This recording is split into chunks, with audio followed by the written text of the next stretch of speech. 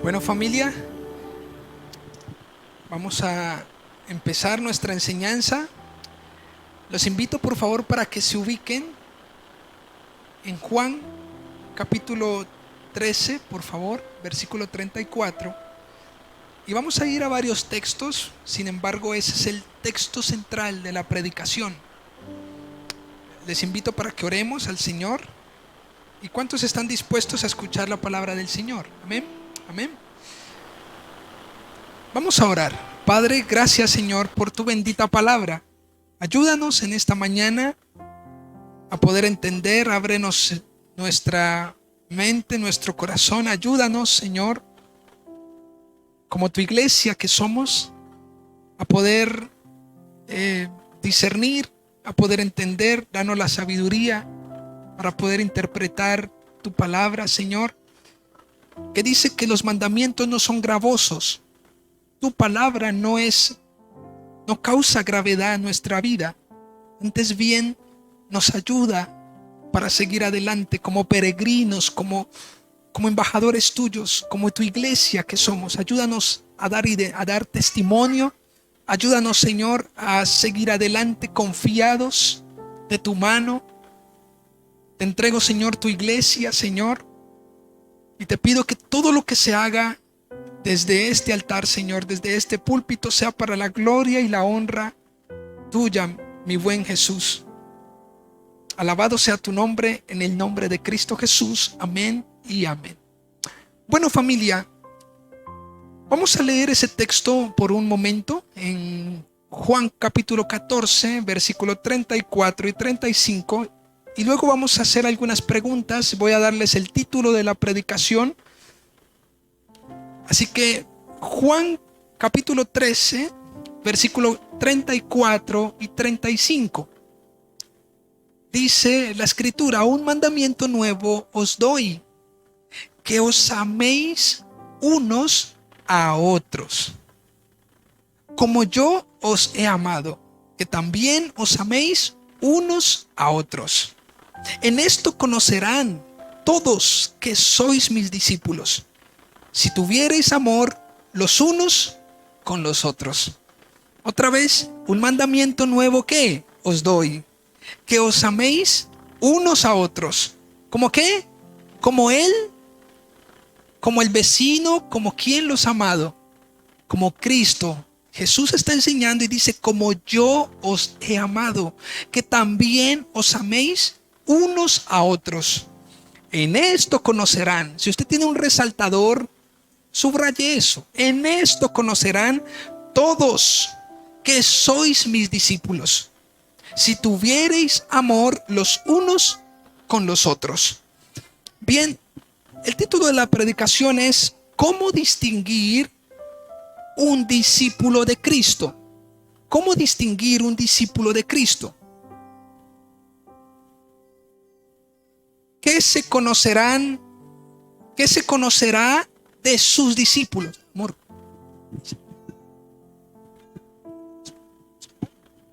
Con los niños. Sí.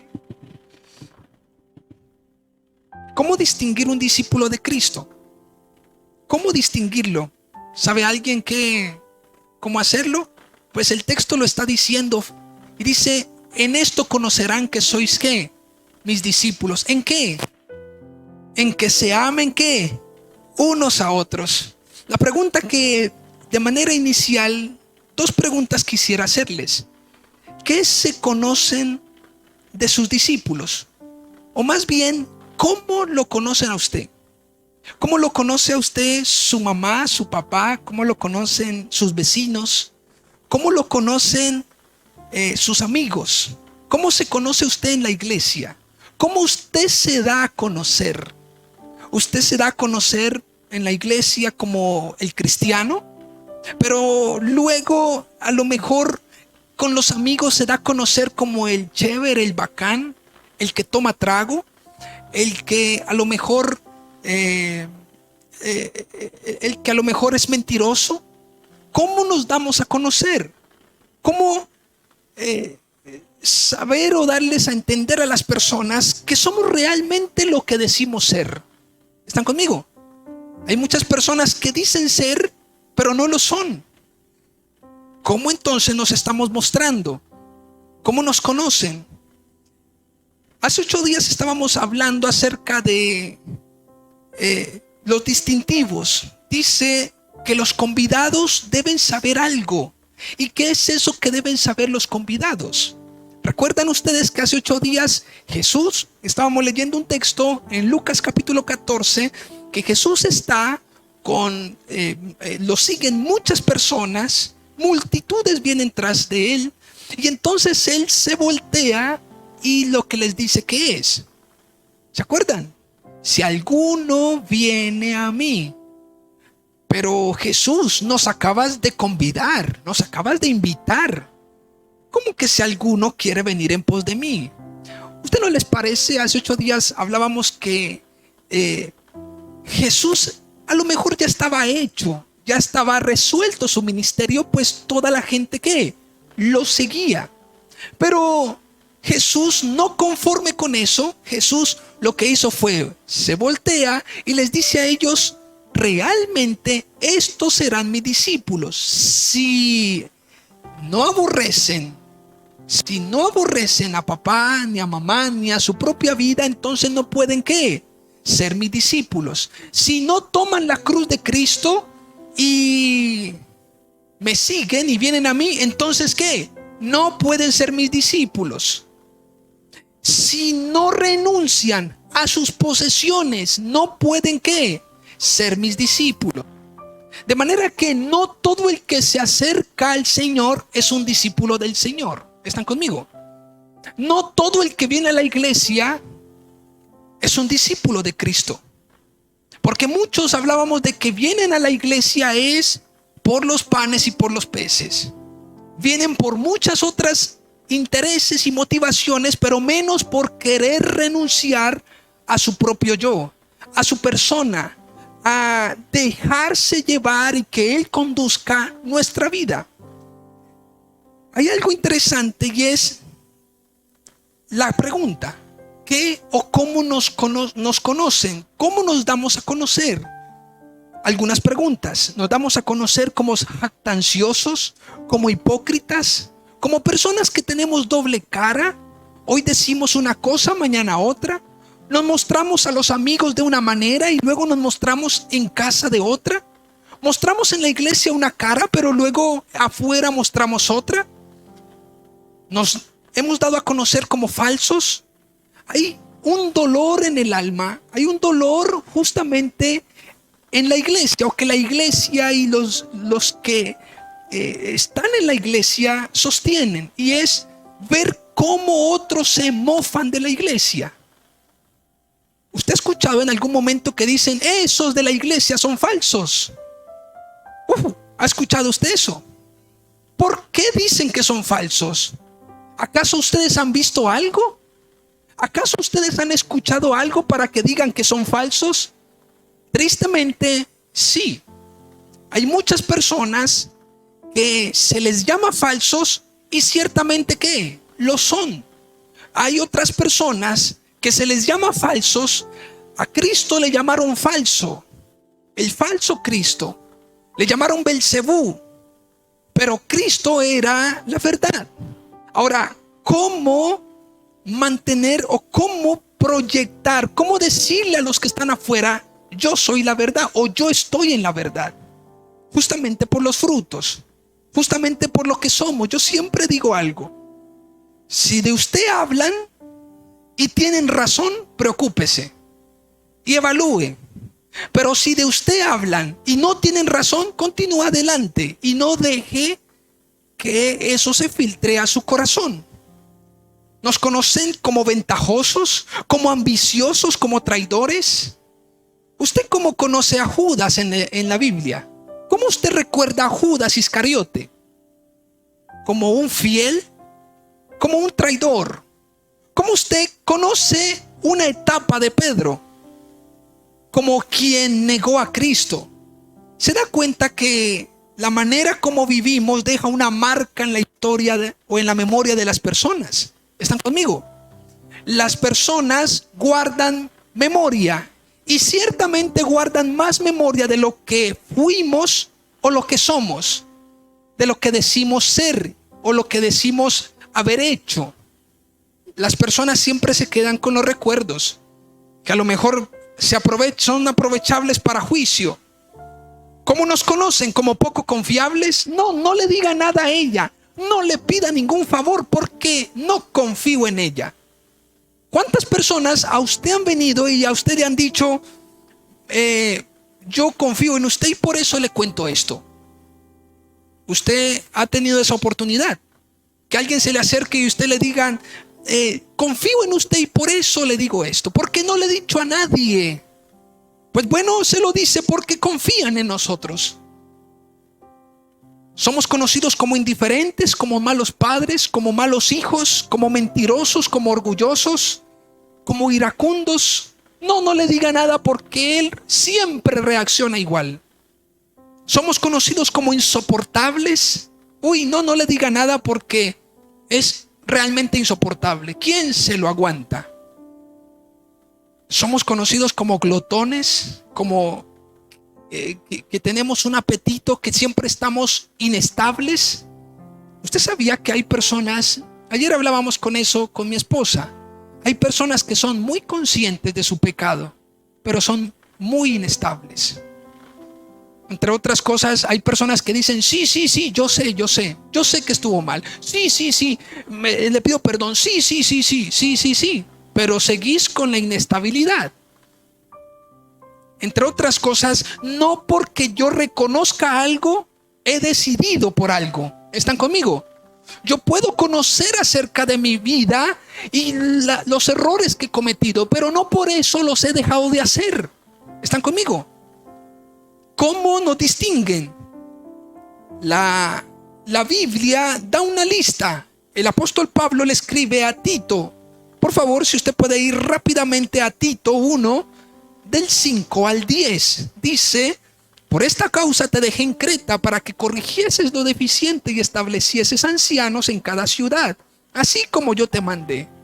De esta manera deberían los cristianos ser conocidos. ¿Están conmigo? ¿Cómo? Pues bueno, leamos el versículo 6. Dice: el que fuera irreprensible, marido de una sola ¿qué? Mujer, y que tenga hijos creyentes que no estén acusados de disolución y de rebeldía. Porque es necesario que el obispo sea ¿qué? Irreprensible, no soberbio, como administrador de Dios. Dice, no iracundo. ¿Están conmigo? ¿No qué? No iracundo, no pendenciero, no codicioso de ganancias deshonestas, sino hospedador, amante de lo bueno. ¿Cómo deberíamos ser conocidos? ¿Como amantes de qué? De lo bueno, como sobrios, como justos, como santos, como dueños de qué? De nosotros mismos. Dígale al que está a su lado, ¿usted es dueño de usted mismo? A veces las personas se enorgullecen porque son dueños de qué? De muchas cosas, pero no se dominan ellos mismos. ¿Están conmigo? Son dueños de todo, son dueños de muchas cosas, tienen muchas adquisiciones, pero no son dueños de qué? De sí mismos, son esclavos de Satanás.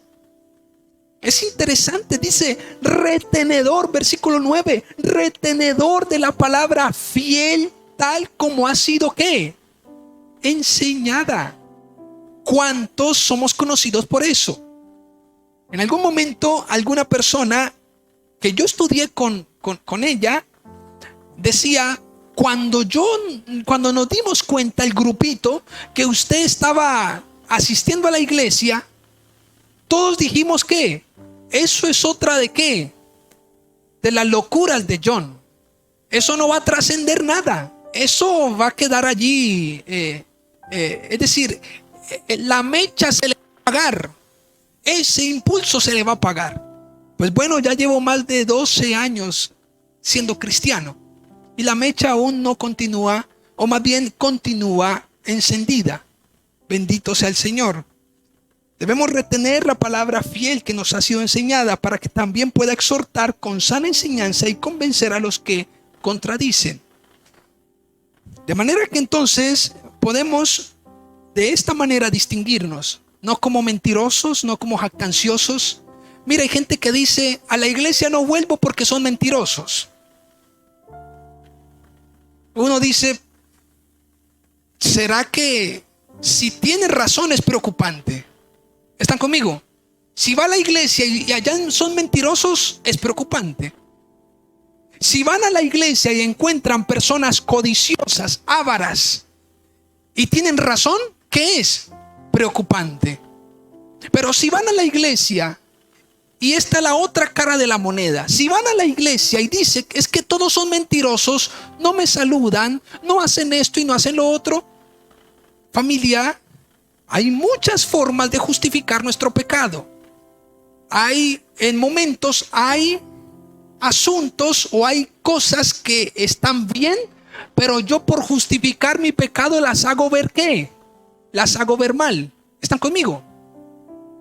Es que la esposa que tiene el esposo o el hijo que tiene a sus buenos padres, es que busca, de cualquier manera busca la espina para poder decir y justificar ¿qué? Su conducta y su pecado. ¿Están conmigo? Hay personas que dicen, yo me comporto así porque es que en la iglesia dijeron esto. Porque es que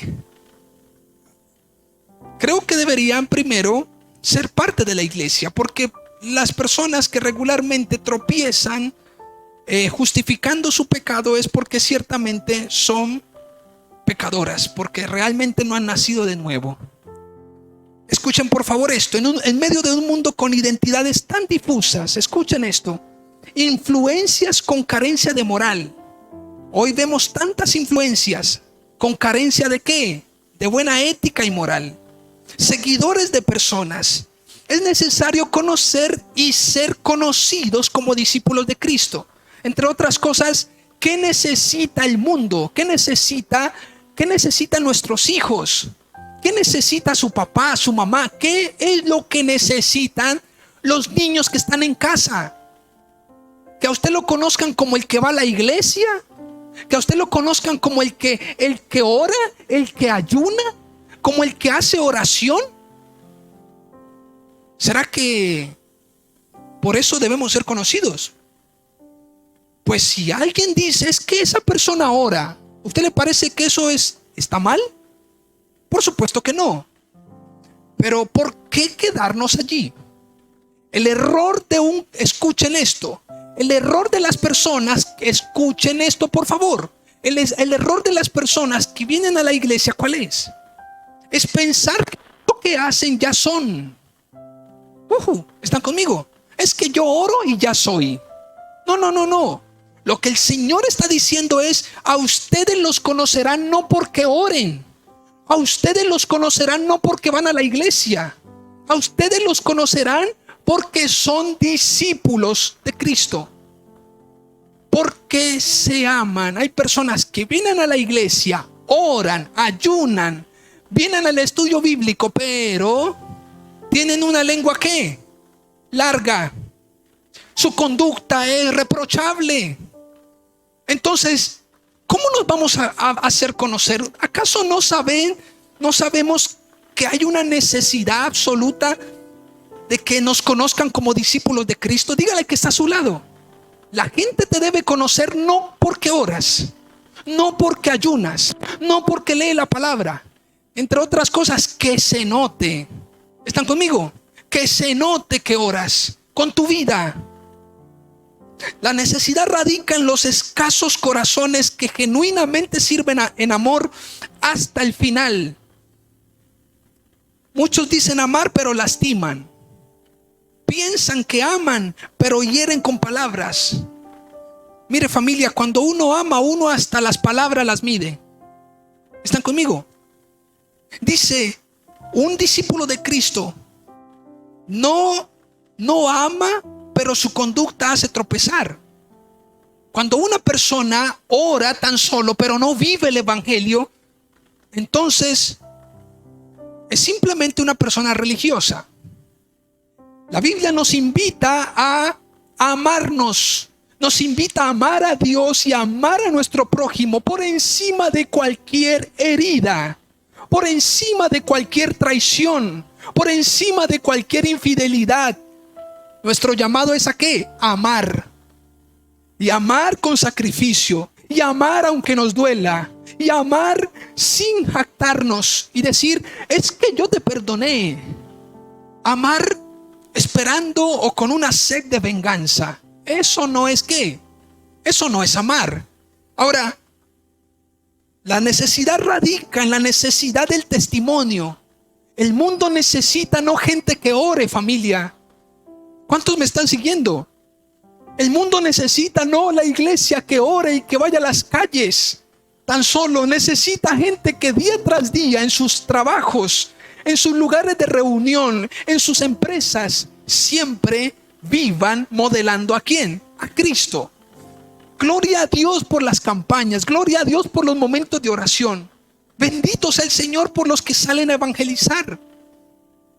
Pero familia, ¿cuántos? Que muchas veces, yo los decía el miércoles en el estudio bíblico, a veces nos preparamos para una actividad, pero no nos preparamos para la vida. Nos preparamos para llevar a cabo una actividad. Alguna vez Carlos Anacondia le dijeron, pastor, ya tenemos todo listo para la campaña.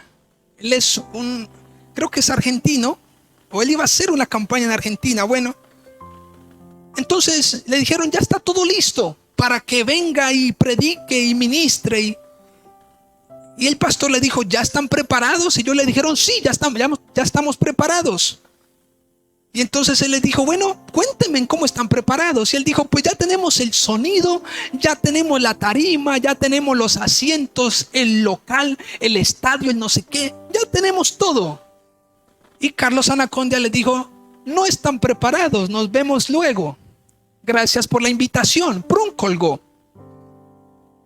Luego pasaron los meses y cuando a él le preguntaron por qué no fue a la campaña, él le dijo porque no estaban preparados. Y ellos dijeron, pero ¿cómo que no estábamos preparados si teníamos todo dispuesto?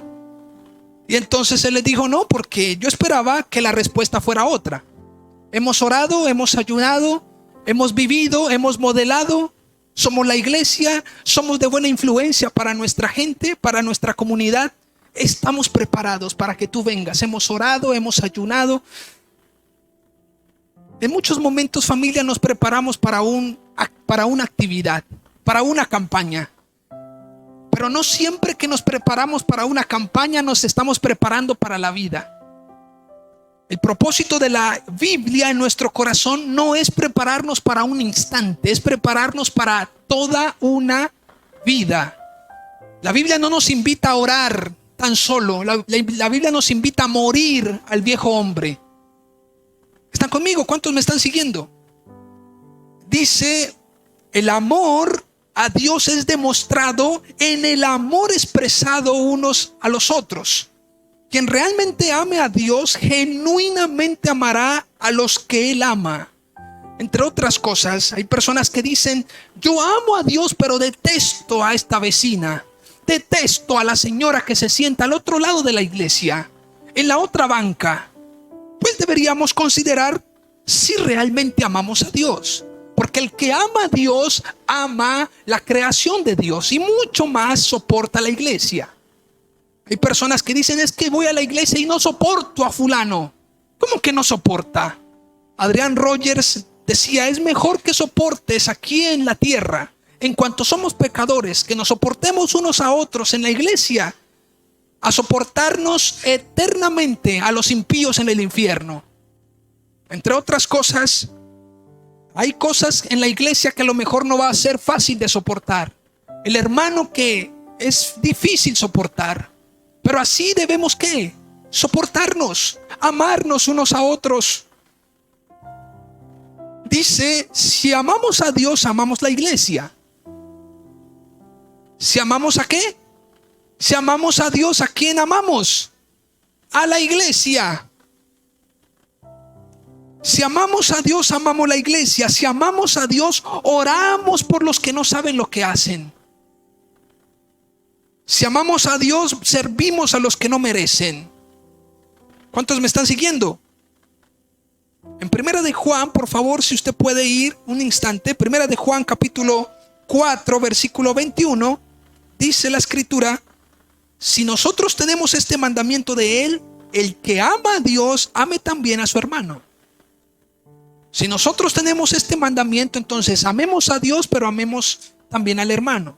Porque es fácil decir yo amo a Dios, pero la conducta y la actitud, hasta los ojos, familia, la manera como me expreso, el lenguaje expresivo, eso habla mucho de si amas realmente a tu hermano. Hay gente que dice amar a Dios, pero le tuerce los ojos al hermano. ¿Están conmigo? A la otra persona, y dice como que voltea los ojos por arriba y como que no lo soporto. Ya con la mirada está diciendo no lo soportas. Ahora, un discípulo de Cristo ama como su Señor ama, tanto que aun cuando no hay nada que le condene, está dispuesto a guardar silencio. Esto es interesante.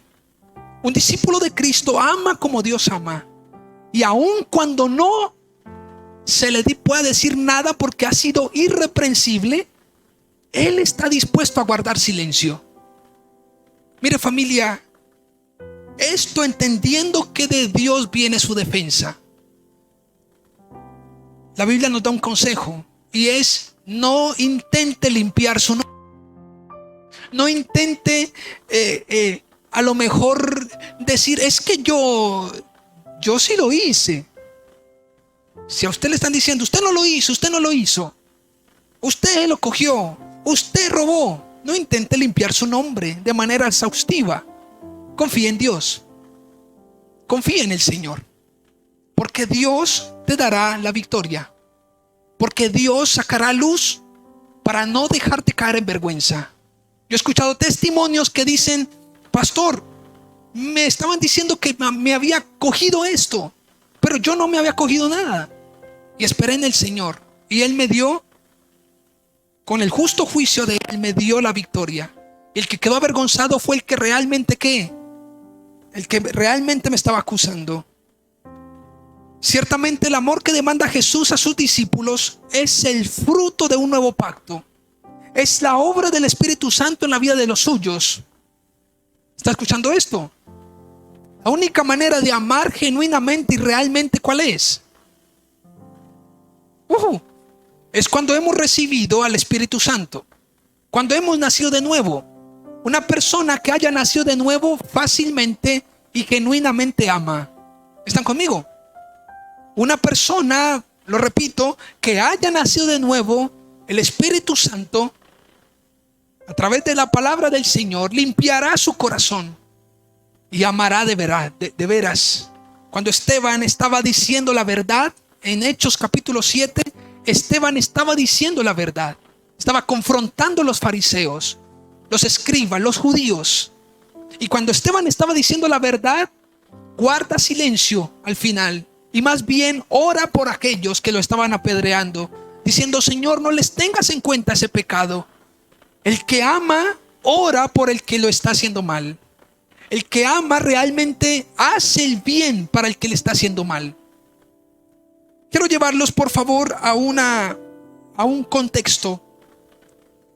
En Juan, escuchen esto, por favor, para que lo tengan presente. En los capítulos del 1 al 12 del Evangelio de Juan, capítulos del 1 al 12, 12 capítulos. El apóstol Juan se centra en el rechazo de la nación de Israel al Señor. En Juan 1:12, ¿qué dice Juan 1:12? Juan 1:12 dice, 1:11, perdón, dice: a lo suyo vino y los suyos no le recibieron. Voy a poner en contexto rápidamente ahora ese texto que leímos, Juan 13 del 34 al 35. Voy a ponerlo en contexto. Voy a ir desde lo más amplio a lo más pequeño. Desde lo más amplio, los primeros 12 capítulos del Evangelio de Juan tienen que ver con el rechazo de la nación de Israel a Jesús. Y a partir del versículo 13, del capítulo 13 hasta el capítulo 17, Jesús, el relato se enfoca en el ministerio de Jesús, haciendo énfasis en sus discípulos. Entre otras cosas, en Juan del 1 al 12, Jesús se da a conocer como el que es rechazado por toda la nación de Israel. Pero a partir del capítulo 13 hasta el 17, vemos a Jesús haciendo énfasis justamente en sus discípulos. Entre otras cosas, los últimos días, escuche, los últimos días de Jesús aquí en la tierra fueron dedicados no a un ministerio público, sino al ministerio íntimo y privado con sus discípulos. ¿Están conmigo? El capítulo 13, lo que está describiendo es algo maravilloso. Jesús está lavando los pies de los discípulos. Vayan al capítulo 13 de Juan, por favor. Juan capítulo 13. Jesús está lavando los pies de los discípulos. ¿Cuándo sucede esto? Un día antes de la crucifixión.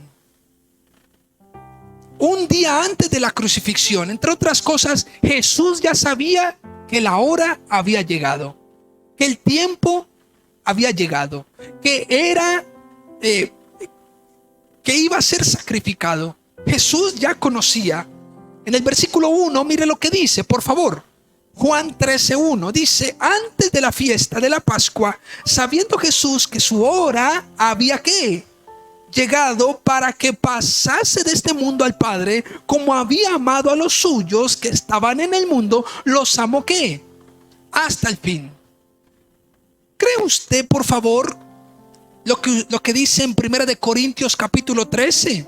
Que el amor no se envanece. ¿El amor qué?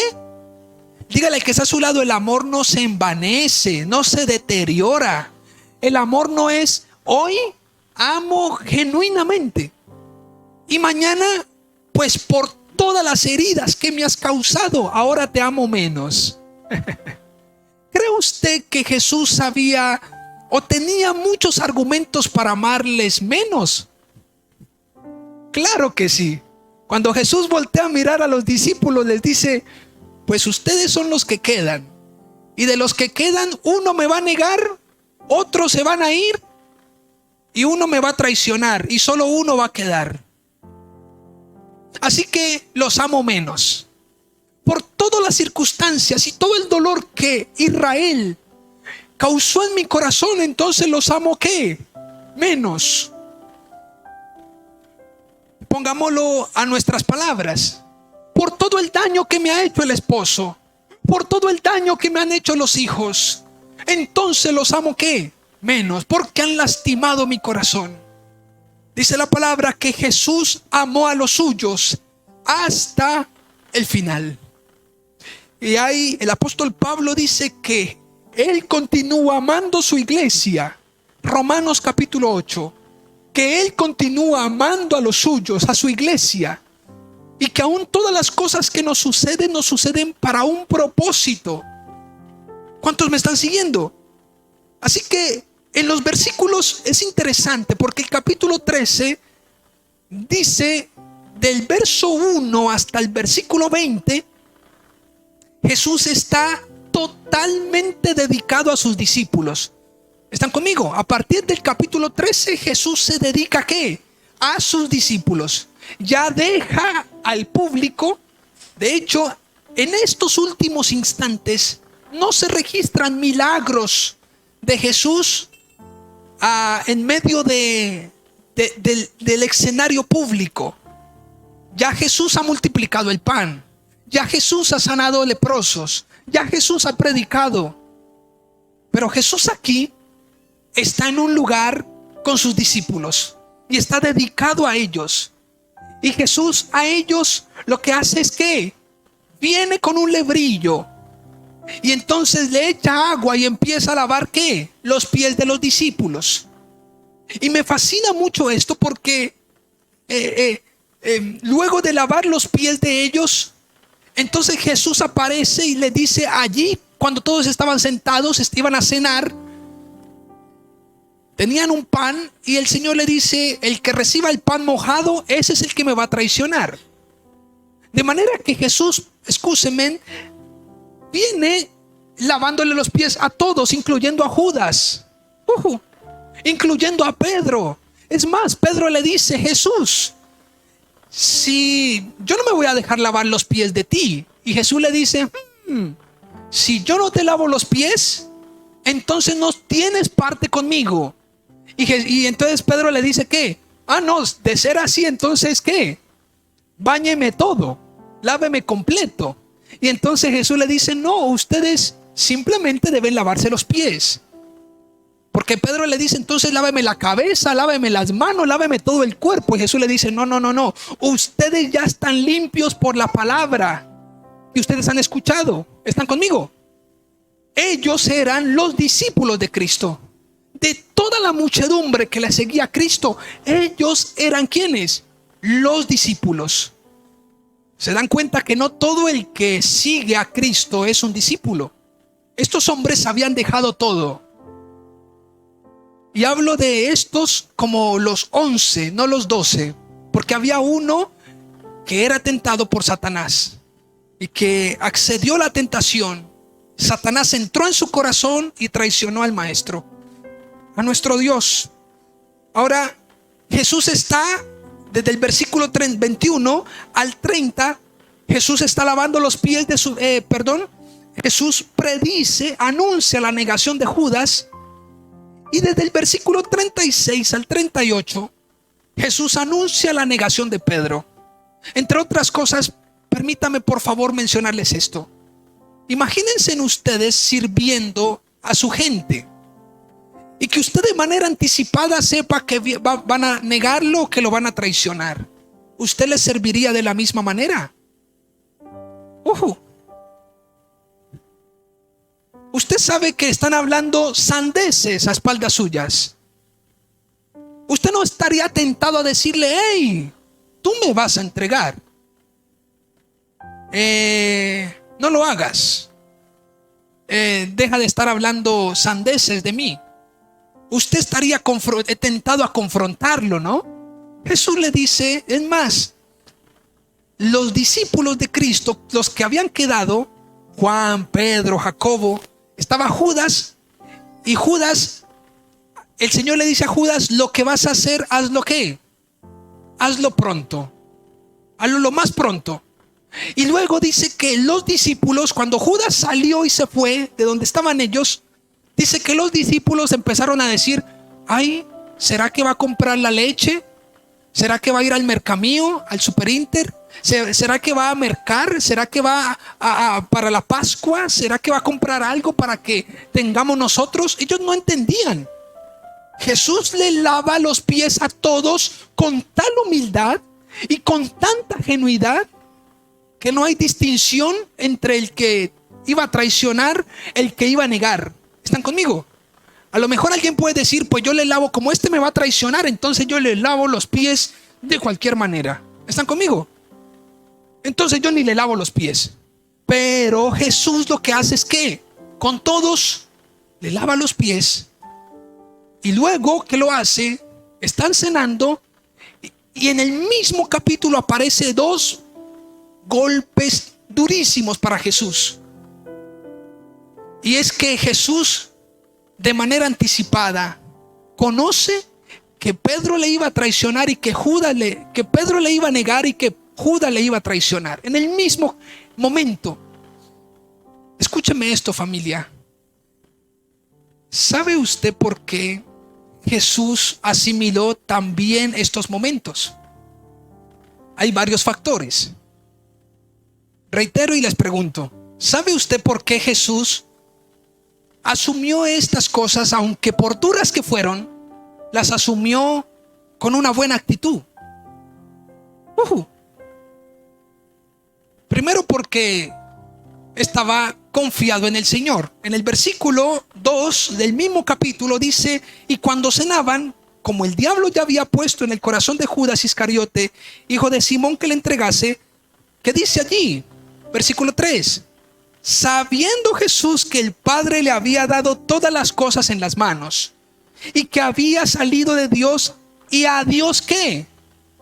Entre otras cosas, Jesús estaba ¿qué? Jesús estaba entregado a la causa. Jesús estaba entregado a Dios. Jesús sabía que Dios lo había enviado y que el mismo Dios lo iba ¿qué? Lo iba a resucitar. Qué hermoso. Pero una de las cosas también que deberíamos aprender es que Jesús no tuvo una expectativa tan alta de sus discípulos, tan alta capaz de desilusionarse y defraudarse. Entre otras cosas, si usted tiene sus hijos, si como pastor tengo una iglesia por la gracia del Señor, yo tengo que guardar un porcentaje y saber de que ustedes son personas que son humanos y que se pueden ¿qué? Equivocar. Y aun cuando se equivoquen, con todo mi amor debo ¿qué? Seguir adelante. Usted sabe que sus hijos, los hijos que crecen en algún momento pueden hacerte doler el corazón. ¿Sabe usted eso? Pues eso le va a hacer mejor, más llevadero el momento. Jesús sabía lo que de ellos podía obtener. ¿Están conmigo? Aún siendo sus discípulos. Es que a veces hay gente que se engaña a sí misma. Hay gente que dice, él ni por el chiras me traicionaría. No, es que yo he dado mi vida por ellos. ¿Cómo ellos me van a pagar mal? Permíteme decirte que lo que tú has hecho no se compara en absoluto con las bondades que Dios hizo para con su pueblo y con sus discípulos. ¿Están conmigo? Así que si a Jesús lo traicionaron y lo negaron, pues ¿qué más a nosotros? ¿Están conmigo? Entonces no nos sorprendamos cuando hemos recibido de alguien algo que no esperábamos, que no teníamos en nuestras cuentas. Antes bien, existe la posibilidad. Escuchen, en el capítulo 13, Juan escribe de Cristo como el siervo. Resalta que aquella divinidad vino a servir, y no solo eso, sino que en cuanto lo hacía, el Señor les amaba. Es interesante que Jesús, en pleno contexto tan difícil, de traición y negación por conocimiento anticipado, haga mención al servicio y al amor. Entre otras cosas, cuando él sacó a la luz de que lo iban a traicionar y a negar, fue cuando él decidió ¿qué? Darles el ejemplo a sus discípulos de servir y amar. ¿Están conmigo? Vuelvo y se los digo. En el mismo escenario donde él sacó a la luz de que lo iban a traicionar y a negar, fue en el mismo momento que él les enseñó a sus discípulos ¿a qué? A servir y amar. A veces fácil podría haber dicho, pues el mandamiento que yo les doy es que el ojo por ojo y qué, y diente por diente. Si a ustedes los persiguen, persíganlos también. Si a ustedes les mochan una oreja, móchesela también.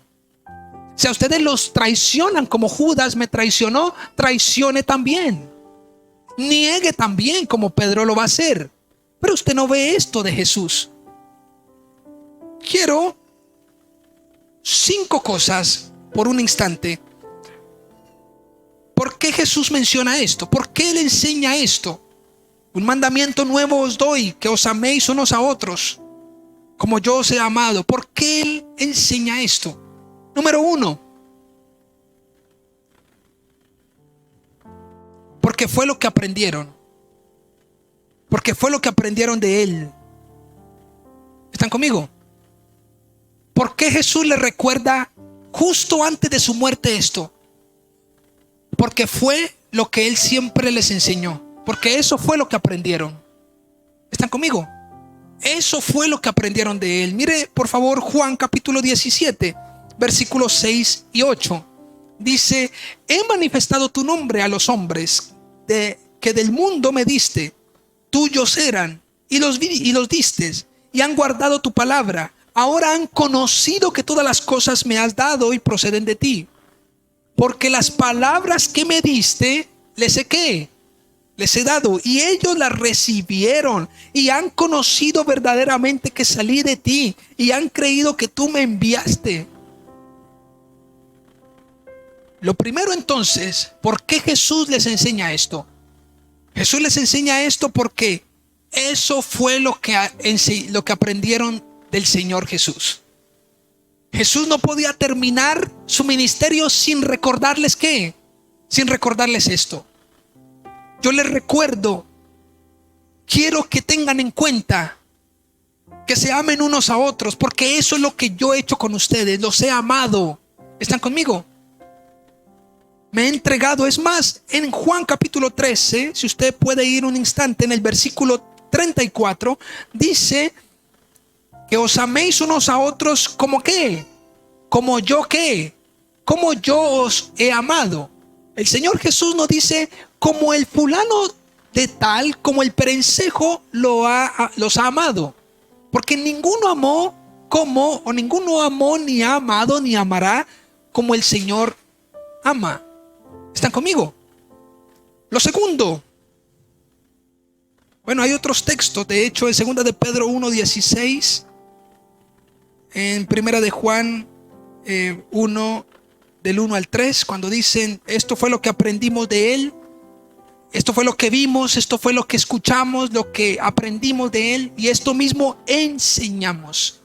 O sea que esto debe ser un mandato para la iglesia, que se amen ¿qué? Unos a otros.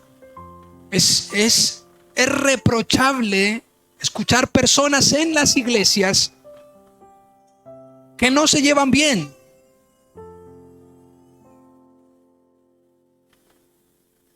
Que no se soportan. Lo segundo, ¿por qué Jesús enseñó esto? Porque es un mandato. Porque es la manera como nos podemos diferenciar y distinguir del mundo. El mundo no enseña esto, familia. El mundo dice: al que a hierro mata, a hierro muere. El mundo dice: si te la hizo, hacela también. Si te pegó una bofetada, también dásela. Si te respondió, respóndele. Pero lo que el Señor está diciendo es: este es un mandato para mis discípulos. En esto serán conocidos ¿Cómo conocer a un discípulo entonces? Porque es obediente al mandato. Número uno, porque aprendieron de él, porque escucharon de él, porque no escucharon al mundo. Hay personas que dicen: es que yo aprendí de mi papá, es que yo aprendí de mi mamá, es que yo aprendí del vecino, es que yo aprendí del otro. No, familia, si hemos llegado a Cristo, debemos aprender ¿de quién? De Cristo. Número uno, entonces, porque así aprendimos. Número dos, porque es un mandato. El Señor nos manda a que nos amemos unos a otros. En Primera de Juan, capítulo 3, versículo 11, mire lo que dice. Primera de Juan, capítulo 3, 11 dice: porque este es el mensaje que habéis oído desde el principio, que nos amemos unos a otros. En el capítulo 4, versículos 7 al 11 de esa misma carta, 4 del 7 al 11 dice: amados, amémonos unos a otros, porque el amor es de Dios. Todo aquel que ama es nacido de Dios y conoce a ¿quién? El que ama es nacido ¿de quién? De Dios, y conoce a Dios. El que no ama no ha conocido a Dios, porque Dios es amor. Dígale que está a su lado: usted conoce a Dios. Dígale: usted conoce a Dios. Entonces debe demostrarlo en la manera como amas a los demás. En esto se mostró el amor de Dios para con nosotros, en que Dios envió a su Hijo unigénito al mundo para que vivamos por Él. En esto consiste el amor, en que nosotros hayamos amado a Dios. Sino en que nosotros hayamos amado a Dios, sino en el que Él nos amó a nosotros y envió a su Hijo en propiciación por nuestros pecados. Número 3. ¿Por qué Jesús menciona esto? Porque todos los verán. Porque todos nos verán. Porque hay personas que tienen los ojos puestos en nosotros. La pregunta es: ¿hay algún factor diferencial entre usted y una persona que no conoce a Cristo? ¿Hay algún factor diferencial entre usted y una persona que no conoce a Cristo? Pues debería. ¿Cuál es el distintivo por excelencia de una persona que conoce a Cristo y una persona que no conoce a Cristo? Es que que se amen. La palabra del Señor dice: en esto conocerán todos que sois ¿qué? Mis discípulos. Todos sabrán. Mirad cómo se aman. Mira cómo se ayudan. Si hay alguien en quebranto de salud, si hay alguien necesitado en la congregación, ¿qué debe hacer la iglesia? Si hay alguien sufriendo en medio de la congregación, si hay alguien que está en momentos de angustia, de aflicción, ¿qué debe hacer la iglesia? Ayudar. Debe no ser indiferente. ¿Están conmigo? Ante la necesidad. Si yo veo que alguien en la iglesia no come lo que yo como, no sufre, y yo estoy por contrario en otro momento, pues le acompaño en su dolor, en su sufrimiento. ¿Están conmigo? El apóstol Pablo dice: porque el cuerpo, si al cuerpo le sucede algo, todo el cuerpo se duele con lo que sucede. Si a usted una uña, usted le sale un uñero, toda la pierna, ¿usted qué?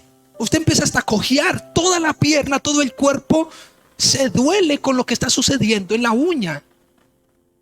En esto consiste el amor.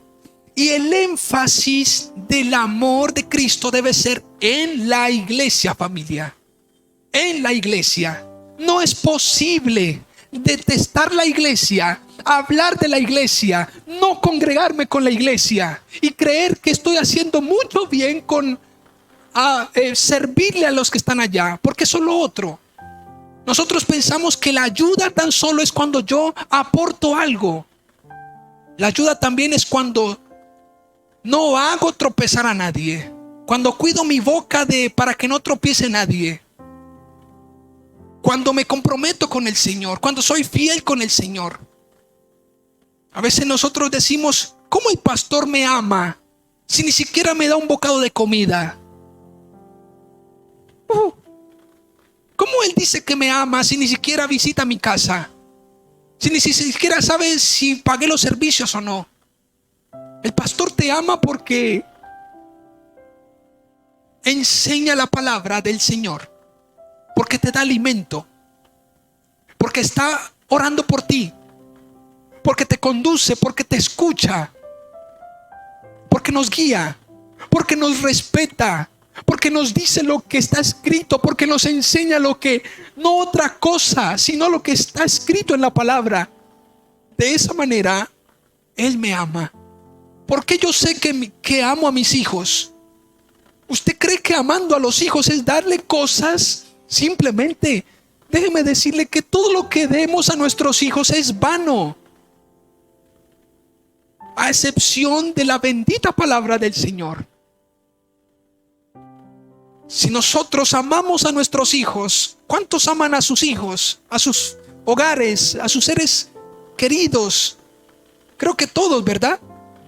Si amamos a nuestros hijos, no dejes de enseñar el mensaje que para ellos va a ser provechoso, que les va a salvar, que les va a abrir la cabeza, que les va a abrir la mente, el corazón, que les va a hacer tanto bien en momentos de dificultad. Esa es una manera de amar a nuestros hijos. Ahora, lo cuarto, porque de esa manera le conocerán. Una cosa es, lo primero, porque de Él aprendimos, porque Él nos enseñó, porque Él lo hizo, porque Él anduvo amando, porque Él cuando debía reprochar no reprochó, porque Él amó, porque perdonó. Número dos, un mandato, porque Él lo dijo, porque hay que hacerlo, porque es el distintivo nuestro. Número tres, porque todos nos verán, porque los ojos están puestos en nosotros, en la iglesia. La iglesia no debe ser conocida como la iglesia que lleva el candidato, que la política, que esto no. Debe ser conocida como discípulos de Cristo. Cuarto, porque de esa manera le conocerán a Él. Claro, como nos están viendo, pues a Él le conocerán. Miren, escuchen algo. ¿Cómo sabrán que son sus discípulos si a Él no le conocen? Permítame, por favor. Si usted va a algún lado, o sus hijos van a algún lado, ¿cómo conocerán los amigos de sus hijos a los padres de sus hijos? ¿Sí me hago entender? Si los amigos de nuestros hijos quieren conocer al padre de su amigo, ¿a quién van a ver? Al hijo. ¿Están conmigo? Yo quiero conocer a tus padres. Yo quiero conocer a tus padres. Bueno, ¿los quieres conocer? Bueno, camina. Si tú me ves a mí, ¿estás viendo a quién? A mi papá. Eso fue lo que Jesús le enseñó a ellos. Porque en el capítulo 14, aquel discípulo llamado, en el versículo, Tomás le dice, bueno, pero ¿cómo vamos a conocer? Felipe, perdón, el versículo 8, Juan 14, 8. Felipe le dijo, Señor, muéstranos al Padre y nos basta. Jesús, ¿qué le dice? Jesús le dijo, tanto tiempo que estoy con ustedes y no me has conocido, Felipe. El que me ha visto a mí, ha visto al Padre. ¿Se dan cuenta que el discípulo debe ser un reflejo de quién? Del Padre. Si somos discípulos de Cristo, no solamente nos verán a nosotros, sino que le conocerán a Él. ¿Están conmigo? Ese es el propósito, que le conozcan a Él. Y número 5, porque será un factor diferencial. Porque el amar a nuestro prójimo será un factor ¿qué? Diferencial. La distinción. Escuche, los que no conocen a Cristo oran. ¿Ustedes qué dicen? ¿Ah? Claro que sí, familia. Claro que sí, oran, rezan, hacen penitencias, se comprometen, hacen no sé qué con el Señor, van y vienen. En eso conocerán, por esas cosas sabemos que ellos están con el Señor. Pero hay gente que ora afuera, pero que vive de cualquier manera. ¿Están conmigo? Lo único, escuche familia, escuche por favor, lo único, y que el Señor nos ayude a entender esto, porque lo único que diferencia a un discípulo de Cristo de un hijo del diablo, porque vuestras obras hacen, porque Él es el padre de la mentira, lo único que nos diferencia es el amor hacia nuestro Dios y de nosotros. Es el amor, ni siquiera los dones, ni siquiera las capacidades. El apóstol Pablo dice: si ustedes tienen dones, si tienen fe y no tienen amor, no están ¿qué? No están en nada. Serán como un címbalo que retiñe. Necesitamos amarnos, necesitamos servir, necesitamos ser humildes, aun cuando nos hayan hecho cosas, aun cuando las circunstancias sean adversas. ¿Qué es amarse unos a otros? Es no guardar rencor, es no guardar odio, es no sostener el enojo. ¿Qué es amarnos a nosotros mismos? Es no sostener el enojo, no tener ira. Escrito está, dice: airaos, ¿pero qué? Pero no pequéis. ¿Se vale estar airados? Se vale estar airados. A lo mejor hay cosas que a lo mejor nos hace que salga vapor por nuestros oídos. ¿Verdad que sí? Pero la escritura dice: airados, pero no pequen.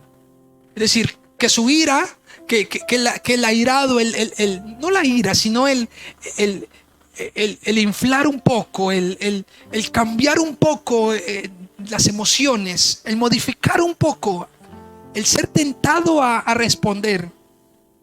Trate de controlarse. Más bien contrólese, no trate, contrólese. Amarse a nosotros mismos, amarnos unos a otros, tiene que ver con el trato y las relaciones entre nosotros y los demás.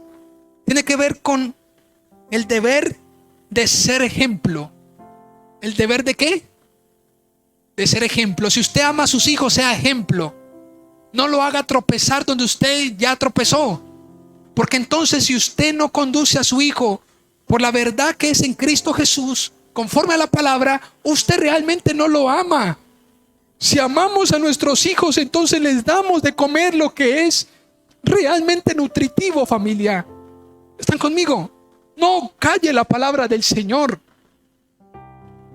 Si amamos, exhortamos hacia los demás para no pecar. El amar también tiene que ver con el exhortar. Dígale que está su de usted. ¿Sabía eso?